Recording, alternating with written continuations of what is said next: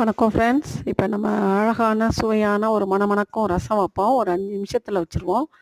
கொஞ்சம் ஜீரகம், மிளகு, கொஞ்சம் சோம்பு, கருவேப்பிலை, மல்லி இலை, தக்காளி, புளி, வெள்ளைப்பூடு, 2 பச்சை மிளகா எல்லாம் சேர்த்து நம்ம வந்து மிக்சியில் ஒரு சுற்றி எடுத்துக்கலாம். இது கொஞ்சம் சீக்கிரம் வைக்கிற மெத்தடு. ஒரு வாணலில் வந்து எண்ணெய் ஊற்றி கருவேப்பிலை, வெந்தயம், கடுகு, ஒரு காஞ்ச மிளகா எல்லாம் போட்டு கொஞ்சோண்டு லைட்டாக மஞ்சத்தூள் போட்டுக்கோங்க. போட்டு கொஞ்சம் பெருங்காயம் போட்டிருக்கேன் நான்.